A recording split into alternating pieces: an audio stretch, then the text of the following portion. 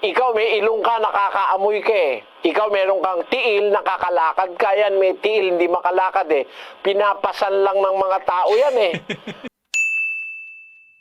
Magandang araw po sa inyong lahat. Sir JR po ng Usap-Usap University, and we are back at it again sa another episode na naman po ng U3. Ang atin po ginagawa rito, tayo po ay nanonood ng mga religious discussions, mga preachings, mga Bible expositions, and again, this is one of the most requested po talaga na preacher po sa atin pong channel, si Brother Eli Soriano ng MCGI. And for this particular episode, kung maalala nyo, we were able to make some compilation ng mga perspectives ni Brother Eli patungkol nga po sa religion, no? Ano yung tunay na relihiyon, dahil ito po ay tila pagsagot doon po sa controversial statement nga ni Pope Francis na kung saan sinabi niya na ang lahat doon ng relihiyon ay mga daan patungo sa Diyos. So in a way, this is quite connected with it. Ang atin pong episode ngayon ay compilation po ng around 5 videos po yata patungkol po sa kritisismo ni Brother Eli sa mga doktrina po ng Roman Catholic Church. Sa akin pong background po sa pag-analisa, ako po ay dating university debater mula po sa MSU IIT sa loob po ng 3 taon. Ako rin po ay nagdebate sa ABS-CBN News Channel at ako ay member ng isang international public speaking organization, ang Toastmasters International. At kaunting paalala lang po mga ka-U3, hindi po ako mahangaran, hindi po ako pastor. So please take it with a grain of salt kapag nagbibigay po ako ng reaction dahil ako ay isang hamak lamang po na video reactor. Hindi rin po ako kaanib ng Roman Catholic Church, hindi rin po ako kaanib ng MCGI. So sana po ay wag po kayong magalit kung ako po ay nagdi-disagree o nag-a-agree po sa isang particular po na preacher. I'm just doing my job to be a fair and objective po na reactor. And of course, if you disagree with what I'm saying, just feel free to comment below sa atin pong comment section. Ang atin pong tuition fee sa atin pong university, ayan, ay inyo po mga like. Dahil pag nagla-like po kayo, maliit lang po na bagay, pero sa amin po, napakalaking bagay na po yan sa channel. So ano pang hinihintay natin? Let us watch this video together mga ka-UT. Sabayan niyo po ako. Let's go! Bakit po bawal sa inyo ang bawal po sa inyo ang magpiesta? Alam mo kasi kapatid, hindi naman dapat ipinagpepiesta yung mga yung mga Diyos-Diyusan. Kasuklam-suklam nga sa Diyos yun eh. Di ba? Sabi sa Biblia, yung mga Diyos-Diyusan, yung ginawa ng kamay ng mga tao, kasuklam-suklam sa Diyos yun eh. Binasa na natin yung kanina, basahin natin uli. Sa Deuteronomio 5:7. Dili ka magbaton og laing mga Dios sa atubangan ko. Dili ka magbuhat alang kanimo og linilok nga larawan ni sa bisan unsa nga dagway, sa bisan unsa nga anaa o nga butang nga atoa sa ibabaw sa langit, kun sa ilalom sa yuta, kun sa tubig sa ilalom sa yuta. Dili mo iyukbo ang imong kaugalingon kanila, ni mag-alagad kanila, kay ako ang Ginoo nga imong Dios, mao ang Dios nga abughuan, nga nagaduaw sa pagkadautan sa mga amahan, sa ibabaw sa mga anak, o sa ibabaw sa ikatulo, o sa ikaupat nga kaliwatan sa mga nagadumot kanako. O, di ba? Pag nagpe-fiesta kayo, alin ba pinagpe-fiesta nyo? Hindi ba yung mga sibulto na yan ang pinagpe-fiesta nyo, kapatid? Naghahanda kayo, naggumagastos kayo, may paputok, may mga musiko, may mga palabas, may mga lasingan, may mga gulo, pagka may piyesta. Ang pinagpe-piyesta nyo, ang Diyos ba? Hindi naman ang Diyos ang pinagpe-piyesta nyo. Ang pinagpe-piyesta nyo, yung mga binuhat nga ladawan o larawan. Binuhat sa kamot sa mga tao. Kaya bawal ng Diyos yan eh. Mali yan eh. Nakakasuklam sa Diyos yung mga larawan na yan na luluhod ka dyan, mananalangin ka dyan. Pagkatapos ang gagawin mo, pagpepiesta mo pa. Pagkakagastusan mo, kasalanan nga sa Diyos yung mga larawan na yan eh. Bawal nga ng Diyos gawin yan eh. Alam mo ang tawag ng Diyos dyan sa mga yan? Basahin natin sa 1:21 ng Roma. Kay sa hihingilhan nila ang Dios, wala nila paghimayaa siya, ingon nga Dios, bisan managpasalamat sila, kundili nangabuang sila sa ilang mga hunahuna, ug ang ilang kasing-kasing nga walay pagsabot, gingit-ngitan. Anong ginawa ng mga nabuang? Ano ang ginawa ng nangabuang? 23.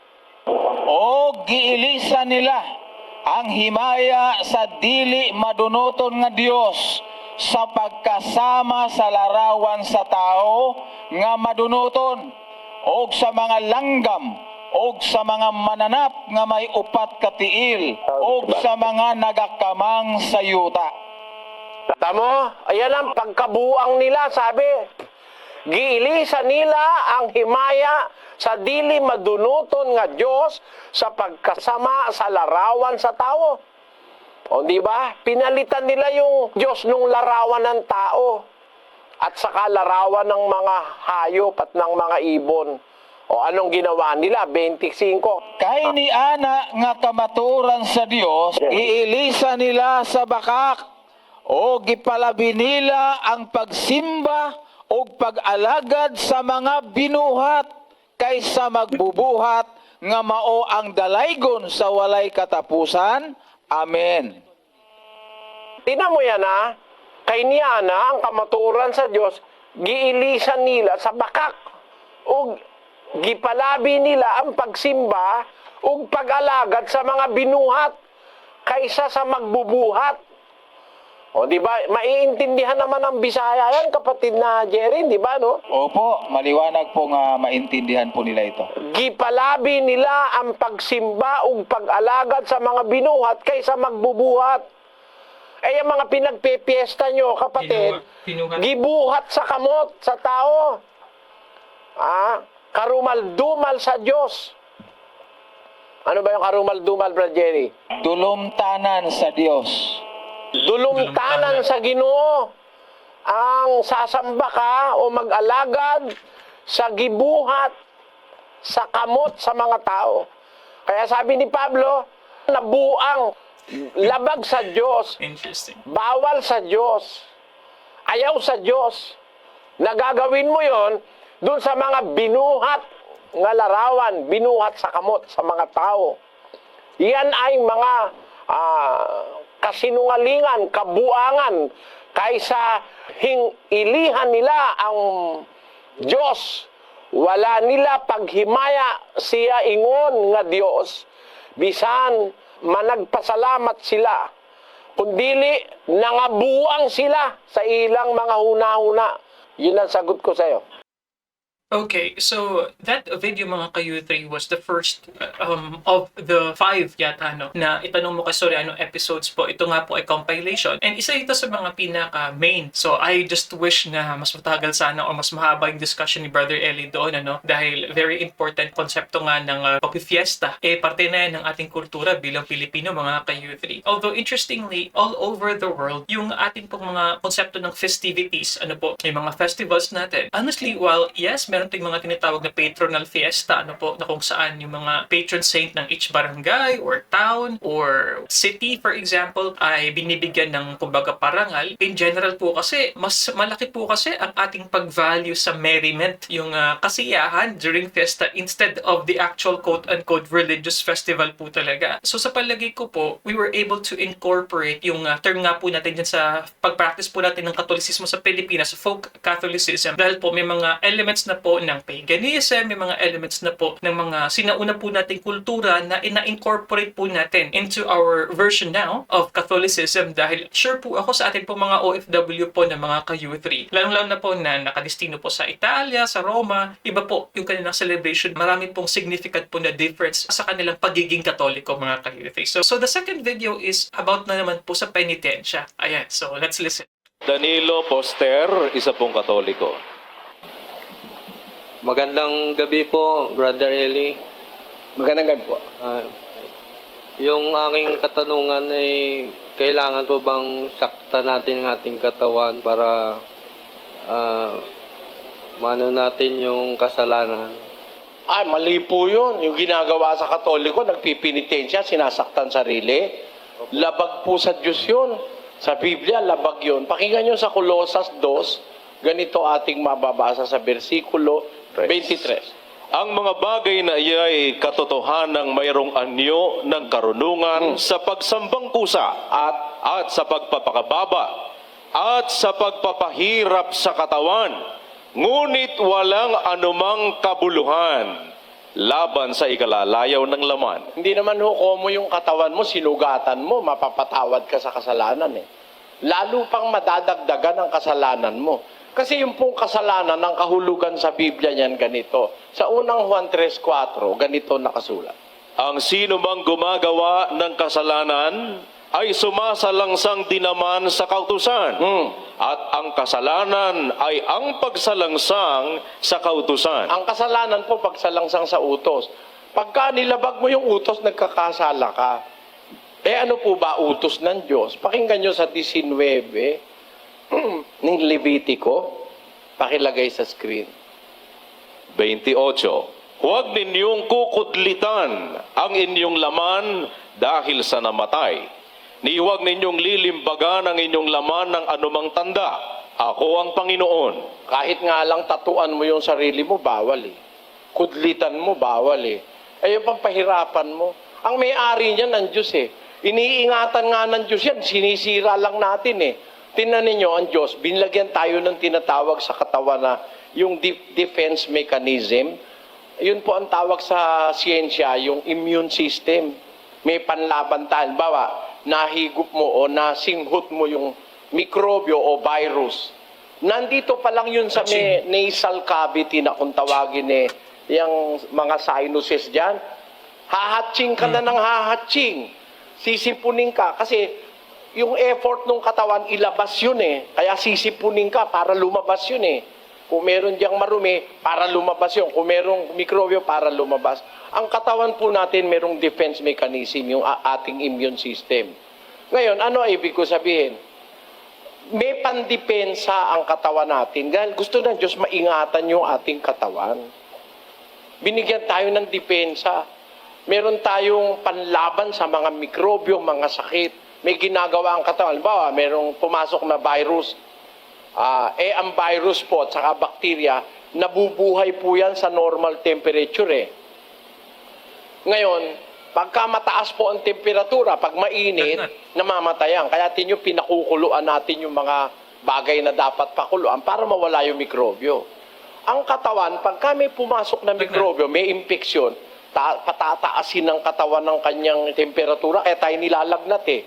Yun pong lagnat, hindi po masama yun per se. Panlaban ng katawan yung para mamatay yung bakterya at saka yung virus. Tingnan niyo yung mga bakuna, yun inilalagay sa ref yun eh. Kasi gusto nila yung malamig eh.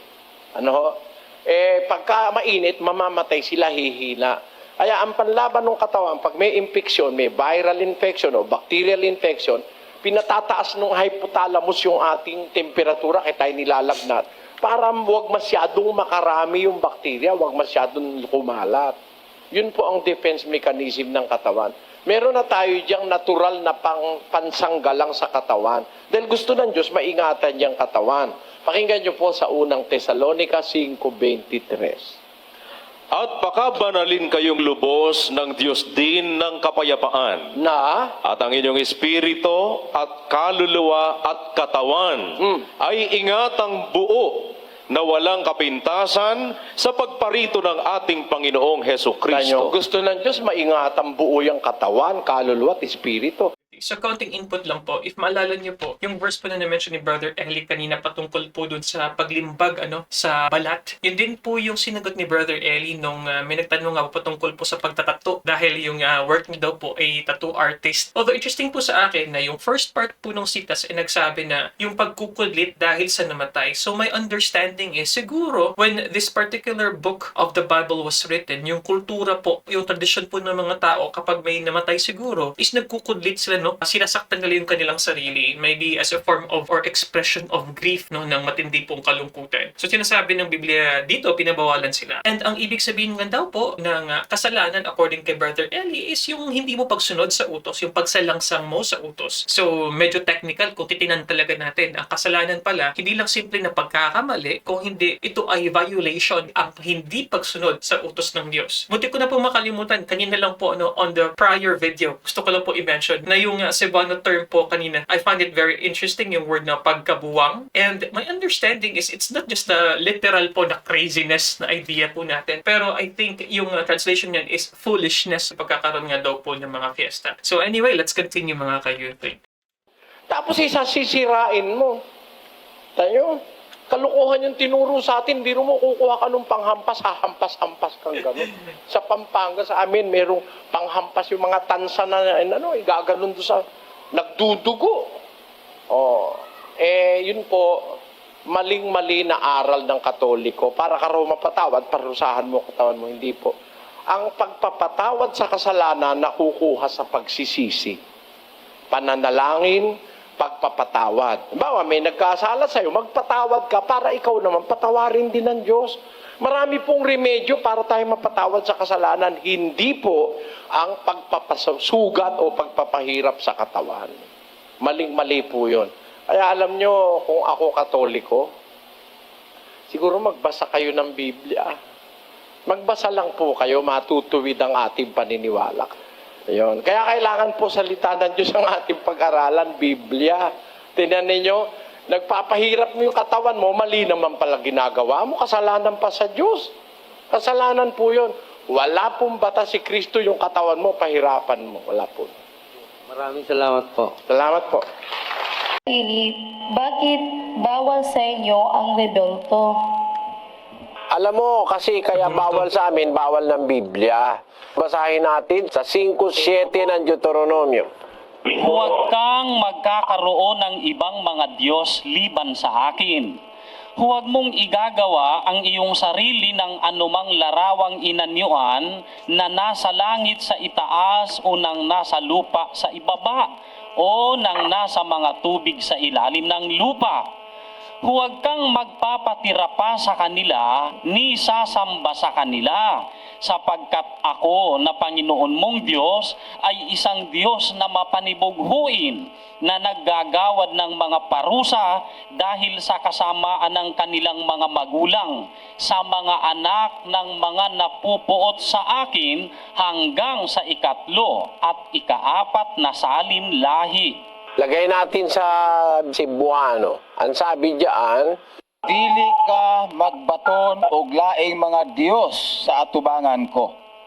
Dili ka magbuhat alang kanimo og linilok nga larawan, ni sa bisan unsa nga dagway sa bisan unsa nga butang, nga atua sa ibabaw sa langit, kung sa ilalom sa yuta, kung sa tubig sa ilalom sa yuta. Dili mo iyukbo ang imong kaugalingon kanila, ni mag-alagad kanila.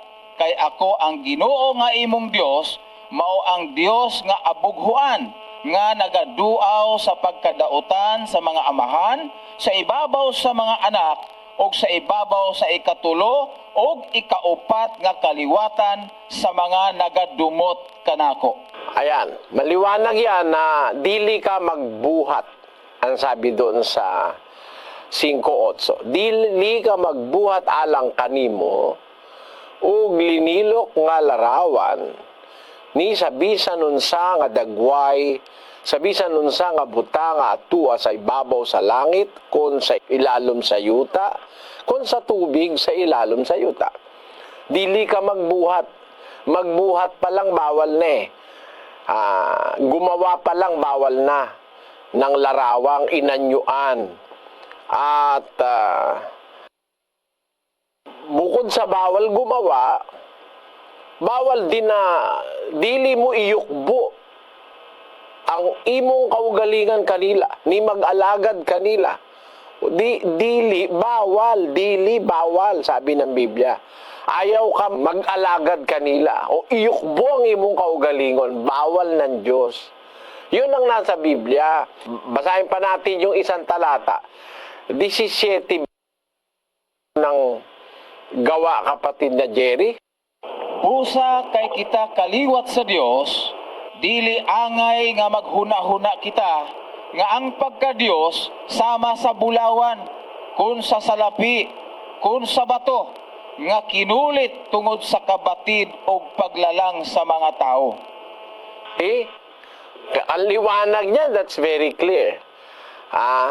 Busa kay kita kaliwat sa Diyos, kung anak ka sa Diyos o kaliwat ka sa Diyos, dili angay nga maghuna-huna kita, nga ang pagka-Diyos sama sa bulawan. kung sa salapi, kung sa bato, kung sa kahoy, nga kinulit tungod sa kabatid o paglalang sa mga tao. O di bawal yun. Kaya bawal sa amin, dahil bawal ng Biblia. Ang tawag sa Biblia diyan, Dios Dios. 115:4-8 ng awit, ganito ang sabi ng Biblia. Ang ilang mga Diyos, mao ang salapi o bulawan, binuhat sa mga kamot sa mga tao. Tamo? Binuhat sa kamot sa mga tao. Do you regard them as God or something holy or something divine na binuhat sa kamot sa mga tao? Anong sabi ng Biblia dyan? Sa 5, kapatid na Jerry. Sila adunay baba, apan sila dili makasulti. Sila adunay mga mata, apan sila dili makakita. Adunay mga igdulungog sila, apan sila dili makadungog. Sila adunay mga ilong, apan sila dili makapanimaw. Sila adunay mga kamot, apan sila dili makahikap. Sila adunay mga tiil, apan sila dili makalakaw. Ni makasulti sila, pinaagi sa ilang tutunlan. Yan ang sabi sa Biblia. Kaya bawal yan eh. Mas mabuti ka pa nga dyan eh. Ikaw may ilong ka, nakakaamoy ka eh. Ikaw meron kang tiil, nakakalakad ka yan. May tiil, hindi makalakad eh. Pinapasan lang ng mga tao yan eh. Basahin natin ang Jeremias, kapatid na Jerry, 10:5. Sila sama sa kahoy nga palma, sa buhat nga linalik, og dili musulti. Sila kinahanglan nga pagapas-anon, kay dili man makalakaw. Tinan mo yan, no? Kinahanglan nga pagapasanon kay dili man makalakaw. Makakawawa naman yung Diyos mo. Kung hindi pasanin, hindi makalipat ng lugar. Ganyan na nangyayari. Kaya bawal sa amin yan dahil bawal ng Biblia yan. Yan ang sagot dyan sa tanong mo. Ang tanong ko lang po, brother, bakit po ba isang napakalaking issue po sa kapatiran po yung pagsamba po ng mga Katoliko sa mga imahe or religion? Though para po sa akin, kasi isa po Katoliko, nandyan po yung imahe po ng certain saints or religion, hindi dahil yung sculpture po yung sinasamba ko, kundi parang remembering po na like picture lang po niya, pero yung panalangin ko po yung galing ko sa kalooban po. So, ang pangalawang tanong ko po, ano po bang magandang paliwanag kung bakit masama po yung paggawa ng mga imahe at pagdasal po sa harapan ko? As what I mentioned earlier, no, ang marami po sa ating mga practices actually could be traced back on how we also worship even prior to the modern concept of that particular na religion. So what I mean by that is yung pagsasamba po sa mga inanyuan, yung mga ginawa po natin ng ating mga kamay is something that we have been doing for thousands of years even before the advent of Catholicism or quote-unquote the modern Christianity. So makikita niyo po yan, no, sa dami po ng mga proof natin, even yung ating po mga ninuno sa Pilipinas ay meron na pong konsepto ng mga carvings na kung saan sacred yung mga images na yan, sacred din po yung mga sculpture na yan, mga ka-U3. And I do understand what the woman here is saying dahil maraming nagsasabi na yung mga imahe, yung mga sculpture, no, yung mga rebulto is just a representation daw of the divine. So, iisipin mo din po kasi, syempre, sa perspective, mas madali kapag meron tayong nakikita kumpara sa pagdadalangin sa isang napaka-abstract na konsepto ng Diyos, ano po. So, most likely, that would be the reasoning behind it. But let's see, mga ka-youth, ano po ang magiging rason ni Brother Eli? Bakit hindi maganda o hindi dapat na purihin o hindi dapat na panalanginan o magdasal sa mga rebulto? So, let's continue here. Alam mo, kapatid, hindi naman natin kailangan ng paliwanag ng kahit na sino. Ang kailangan natin, sumunod sa salita ng Diyos. Ang salita ng Diyos kasi ang makakapagligtas sa atin. Ang salita ng Diyos kaya dinala sa lupa ng Panginoong Hesus para gumawa ng pagliligtas, pagtutuwid, pagtuturo ng katotohanan. Yun ang dahil kaya may salita ang Diyos sa atin. Kaya nakikipag-usap ang Diyos sa atin. Hindi natin kailangan ng paliwanag pa ng kahit na sino. At ang salita ng Diyos ganito, no? Pakinggan mo, sabi mo, Katoliko ka, ha? Siguro, alam mo naman yung sasabihin ko sa'yo, no? Yung pasyon, ang Katoliko may gawa nun.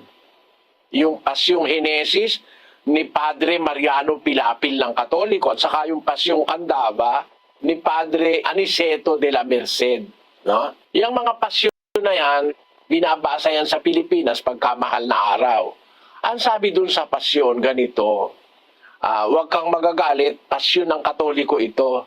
Doon sa pasyong Katoliko, ang sabi ay, sukat mong maalaman sa sulat na papalaman. Ang sulat, yun yung Biblia.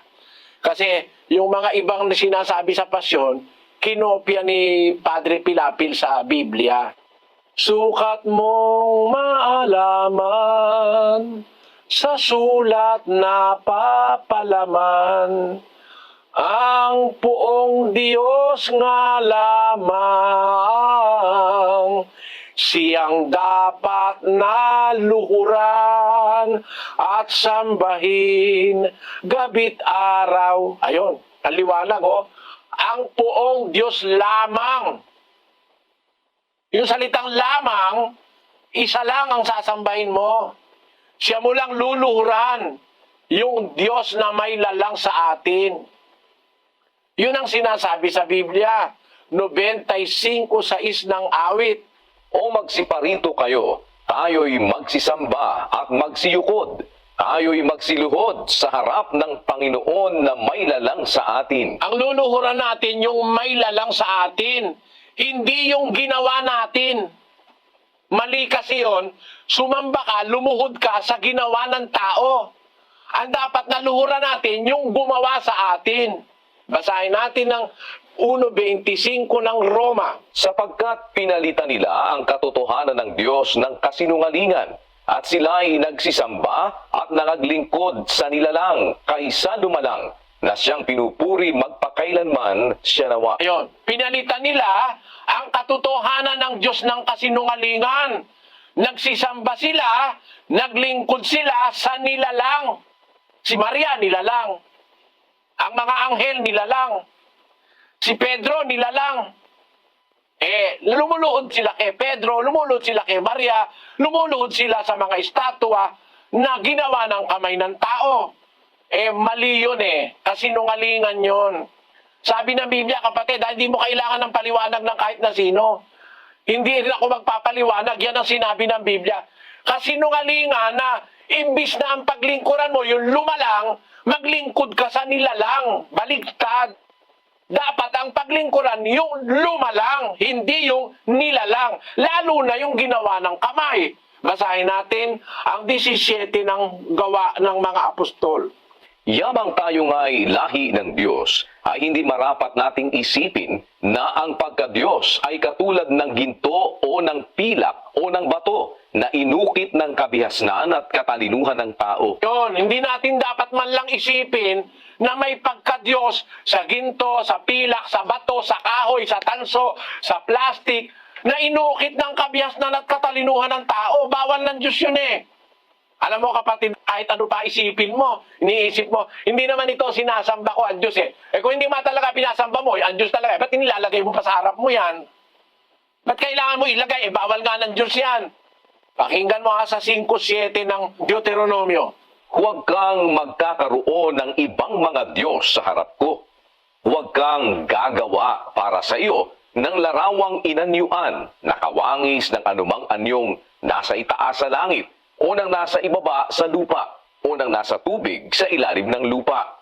Huwag mong yuyukuran sila o paglilingkuran man sila, sapagkat akong Panginoon mong Diyos ay mapanibughuing Diyos, na aking dinadalaw ang kasamaan ng mga magulang sa mga anak, sa 3 at sa 4 na salin ng nangapopuot sa akin. Napakaliwanag niyan Anong paliwanag ang kailangan dyan?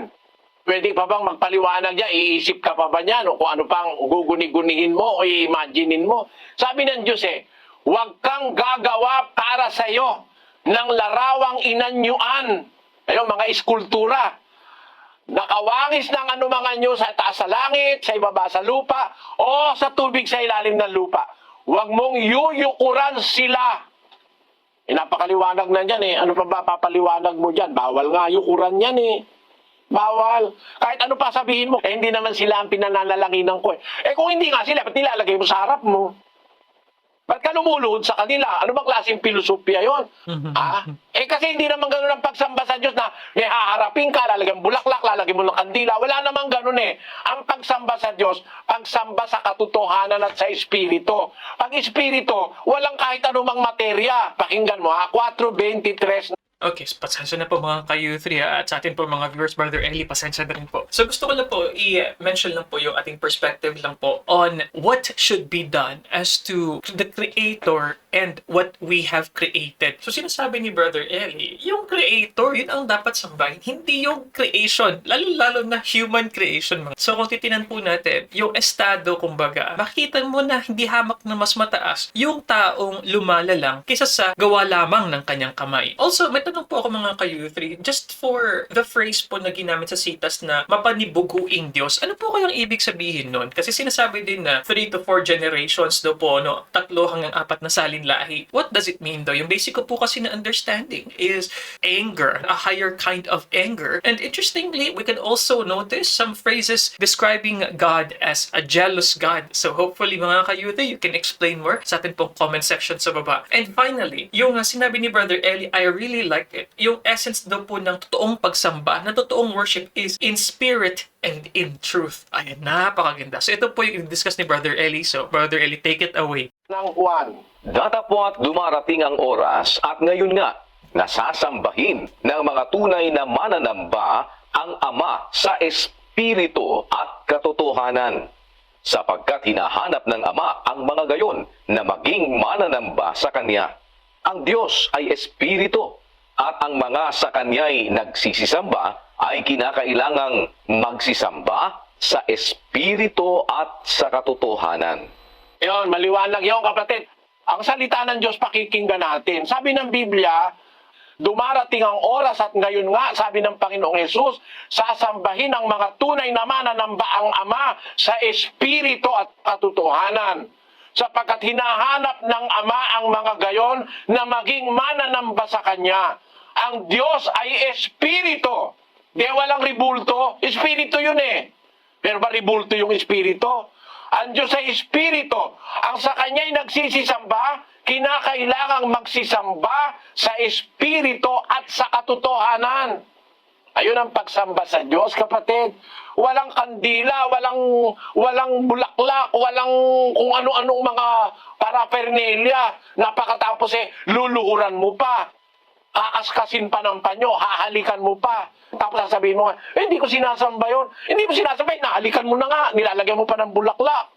Ginagalang ko lang ika. Panusot lang yon. O, kid, ginagalang mo, tanggapin ko. Nanay mo, tatay mo, may retrato ba? Oo. O, ginagalang mo ba retrato ng tatay mo? Nanay mo? Oo. Nilalagyan mo ba ng kandila? Nilalagyan mo ng bulaklak araw-araw yung retrato ng tatay mo na iginagalang mo? Nananalangin ka ba sa retrato ng tatay mo? Niluluhuran mo ba? Iba yung paggalang kesa doon sa pagsamba. Pag niluluhuran mo na, bawal na ng Diyos.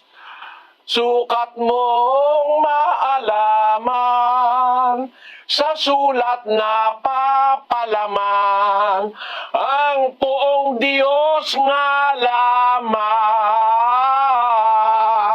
Siyang dapat na luhuran at sambahin gabit araw. O kita mo, ang Diyos lang pala luluhuran, may load ka ng load kay Pedro. Yung si Pedro, nung nabubuhay pa, niluhuran ni Cornelio Pinagbawalan siya ni Pedro Yung tunay na Pedro, nasa Biblia, niluhuran, pinigilan niya. Basahin natin ang 10:25 ng Gawa.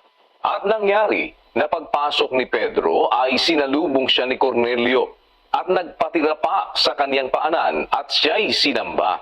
Datapwat, itinindig siya ni Pedro na sinasabi, magtindig ka, ako man ay tao rin. Kita mo, yun talagang Pedro ano sabi ni Pedro kay Cornelio nung lumuhod siya kay Pedro? Tumindig ka, tao rin ako. Huwag ka sasamba sa akin. Mismo nga yung anghel Yung anghel, hindi tao yon. Nung lumuhod si Juan, pinagbawalan siya nung anghel. Basahin natin ang 22:8 ng Apokalipsis. At akong si Juan, ako ang nakarinig at nakakita ng mga bagay na ito. At ang aking marinig at makita, ay nagpatira pa ako upang sumamba sa harapan ng anghel na nagpakita sa akin ng mga bagay na ito. At sinasabi niya sa akin, ingatan mong huwag gawin iyan. Ako'y kapwa mo alipin at ng iyong mga kapatid na mga propeta at ng mga tumutupad ng mga salita ng aklat na ito. Sumamba ka sa Diyos. Kahit yung anghel ayaw paluhurin si Juan sa kanya eh. Lumuhod siya sa harap ng anghel eh. Sabi ng anghel, huwag mong gagawin yan. Masama yan. Di tama yan. Bakit? Kapwa mo rin ako alipin. Nilalang din ako. Ang dapat sambahin yung lumalang. Eh kaya kung halimbawa si Maria buhay, nako, hindi ka pwede lumuhod kay Maria. Papagbawalan ka ni Maria. Yung talagang Maria, walang taong lumuhod doon. Hindi pumayag si Maria sa buong buhay niya na niluhuran siya ng kahit na sinong tao. Bakit? Bawal kasi eh. Hindi mo kailangan ng paliwanag o opinyon, kapatid. Huwag ka maniniwala sa opinyon. Ay, hindi naman eka sinasamba yan eh. Yan eka ginagalang lang. Sabi mo. Pero ang sabi ng Biblia, huwag kang luluhod. Ha? Huwag ka mananalangin sa kanila. Eh, ang ginagawa mo, lumuluhod ka talaga, nananalangin ka. Hinahalikan mo pa nga eh. Kaya, alam mo kapatid, huwag kayong magagalit. Kahit anong pangangatwira lang gawin nyo, bawal yan. Na sumamba ka kahit kanino pang iba. Ang Diyos lang ang sinasamba. Hindi ang apostol, hindi si Maria, hindi ang anghel, hindi ang arkanghel. Bawal ng Diyos yan. Ang tunay na pagsamba, sasamba ka sa Diyos sa Espiritu at sa katotohanan. Sapagkat ang Diyos ay Espiritu, ang sa Kanya'y nagsisisamba, kinakailangang sumamba sa Espiritu at sa katotohanan. Yun ang aking masasabi, kapatid na Juliana, ipagpaumanhin mo kung meron akong nasabing labag sa kalooban mo. Narinig ko kasi yung tanong mo. Galing yun sa isang kaisipang clear. Naniniwala ako, maaluwalas ang isip mo. Kaya lang, ay maaaring nailigaw ka sa paniniwala. Eh, gusto kitang mabahagina ng aral ng Diyos na nasa Biblia. May Biblia ka naman eh. Basahin mo, yun din ang nakasulat. Huwag kang luluhod sa mga nilalang. Yun ang sinasabi. Huwag kang gagawa ng mga larawang inanyuan. Salamat sa iyong pagdalo, kapatid na Juliana, pagpalaing ka nawa ng Panginoon. Nasabi ni Brother Ellie, kahit pa nasabihin pa or i-reason out or justify ng mga Katoliko na hindi daw pagsamba yun, pero the mere fact na you are doing these actions signify worship. Kumbaga, sabi niya, yung act ng pagluluhod, pagbibigay ng mga bulaklak, pagtatouch, yung iba, dampian yata ng tela, panyo, para daw parang healing or something like that. I often find it very interesting, mga ka-U3. Dahil nga po, ito po ay bunga ng ating long-standing po ng mga tradisyon po sa Pilipinas. Tandaan niyo po, ang iba pong mga practices nga po natin sa Pilipinas, sa ating essence na pagiging Katoliko, wala po yan sa ibang mga Catholic countries, mga ka-U3, lalong-lalo na po sa Europa. And gusto ko lang din po malaman, syempre, ang opinion po ng mga Katoliko. Meron tayong mga followers ng mga theologians, mga brothers po. So, sa mga followers po natin, mula po sa Roman Catholic Church, lalong-lalo na po sa mga CFD po natin na mga followers, what can you say about this, mga ka-U3? So comment below para po magkaroon po tayo ng magandang discussion. Tagbilaran City naman po tayo sa Bohol. Magandang araw po sa iyo, Brother Ellie. Ito po ang tanong ko. Bilang isang Katoliko, nararapat po ba o tama bang i-confess sa pare or priest ang aking kasalanan? Yan po. Nagkasala ka sa pare, sabihin mo sa kanya, nagkasala ako sa iyo, no? Pero kung nagkasala ka sa nobyo mo, sa nobyo mo, ikaw doon ka mangumpisal. Basahin natin ang 5:16 ng Santiago. Mangagpahayagan nga kayo sa isa't isa ng inyong mga kasalanan. Magpahayagan kayo sa isa't isa ng inyong mga kasalanan. Ang sabi, confess your faults one to another and pray one for another, that he may be healed. The effectual fervent prayer of a righteous man availeth much. Maliwanag, ipahayag nyo sa isa't isa ang inyong mga kasalanan. Sa Cebuanon, sabi, busa, magsinugiray ang usa ug usa kaninyo sa inyong mga sala. ug mag-ampon ang usa alang sa usa. Aron mga ayo kamo. Kita mo? Ang usa ug usa. Halimbawa, nagkasala ka sa kaibigan mo, sa kaibigan mo, doon ka mangungumpisal. Hihingi ka sa kanya ng tawad kasi sa kanya ka nagkasala eh. Pero, pangunahin dapat, mangumpisal tayo sa Diyos. Siya una sa lahat eh.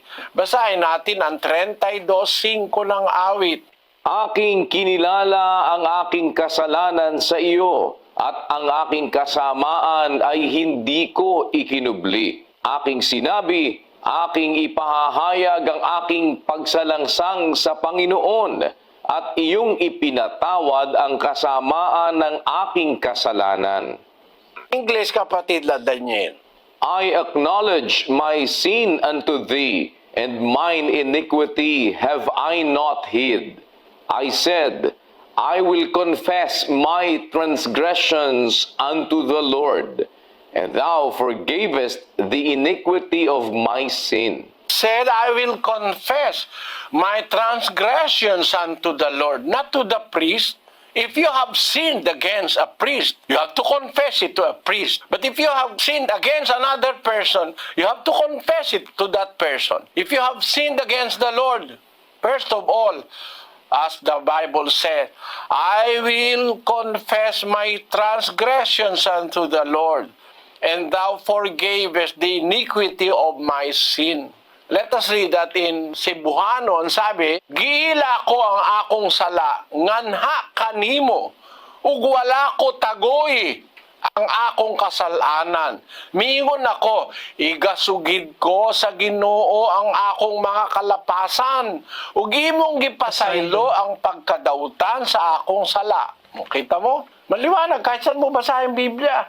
Mangungumpisal ka sa Diyos, tapos kanino pa? Doon sa kung kanino ka nagkasala, that is justice. Aaminin mo kung kanino ka nagkasala, mangungumpisal ka kung kanino ka nagkasala. Kasala ka sa kumpare mo, sa kumari mo, sa tatay mo, sa nanay mo. Punta ka sa kanya, umamin ka. Yun ang utos ni Kristo. Tapos ipapanalangin ka niya, papanalangin mo siya. Yun ang utos, kapatid. Sana naunawaan mo. Maraming salamat po, Brother Eli. Okay mga ka-UFA, so dyan po natatapos ang ating episode ngayon. Ayan, ano pong masasabi nyo? Siguro, malamang sa malamang. Ang comment na naman po dyan, bitin. So anyway mga ka-UFA, konting input lang po, especially po sa last po na part. And actually, I was really hoping for a longer discussion kaya bitin. At least for me. Dahil gusto ko pong malaman yung konsepto nga po ng justice. I really like how Brother Eli said that. That sinabi niya kanina na yung pagko-confess daw, di ba, to one another, or pag-confess mo sa magulang mo, sa kapatid mo, o sa boyfriend mo, that's justice. I really want him to explain the concept of justice dahil sa perspective po ng mga tao, meron po tayong iba't ibang perspectives syempre po niya, no? Justice as fairness, justice as equality. Ano po kaya yung konsepto ng God's justice? Sana po ay meron tayong link niya, no? Kung meron po kayong mga link ng Bible study ni Brother Eli as to justice, justicia, so please comment or send niyo po sa atin sa Facebook. Anyway, gusto ko rin pong i-mention, ano, isa po sa mga notes din po natin dito, na I really liked yung konsepto ng pagiging ng tawad sa Diyos. Sabi ni Brother Eli, actually this was on the second video kanina, is yung pagsisisi. Ano, dyan ka makakuha ng kapatawaran kapag nagsisi ka sa iyong kasalanan sa Diyos, mga ka-U3. And I have to say na na-appreciate ko po yung pagsagot po ni Brother Eli, lalong-lalo na nga po sa mga doctrinal po ng mga parte ng Roman Catholic Church. And of course, he is negating it, you know, by saying na hindi nga ito yung sinasabi ng Diyos. Kumbaga, nangyari kasi parang naging interpretation or because of a long-standing tradition, kumbaga. Sa perspective naman po ng Katoliko, my understanding as to confession, ano po, is dahil wala po kasi tayong immediate na response kapag hindi po tao yung ating sinabihan. Yun po siguro, no? Kasi nga, mga pare ay quote-unquote, in a way, representation of the divine. At least that's my perspective. And dahil nga tinatawag sila na padre, ama, edi sa kanya mo sabihin yung iyong mga problema, sa kanya mo sabihin yung mga mali mong nagagawa. Ang pagkakaintindi ko po ay meron siyang ibibigay na karampatang parang parusa, di ba po, na parang, ano ba yun, ganitong bilang ng Ama namin, ganitong bilang ng Hail Mary, something like that. Honestly, mga ka-youth, hindi po ako familiar dahil I was never brought up in a Roman Catholic po na household. So, sana po, may comment nyo rin po dyan kung kayo po ay Katoliko o dating mga Katoliko. Kahit na, huwag nyo na po ibigay yung detalye ng inyong pagkakasala na kinumpisal sa pare. Ano po yung karampatang parusa po na binigay sa inyo? Ilang Our Father ba? Ilang Hail Mary? And then ilang ikot? Parang ganun po yata. So, please comment below mga ka-youth. What can you say about this episode? Dahil ito ay 5 videos lamang po, what I believe is meron po tayong additional pa na videos na siguro sa part 2 na po natin, ano po, ng compilation pa rin po ng mga criticism ni Brother Eli patungkol nga po sa doctrines ng Roman Catholic Church. And if you like these kinds of contents, mga ka-youth, kung ikaw po ay baguhan, subscribe ka na kasi libre lang naman yan. You can also click this video here and this playlist over here. Maraming salamat po sa mga sumusuporta po natin na mga ka-youth.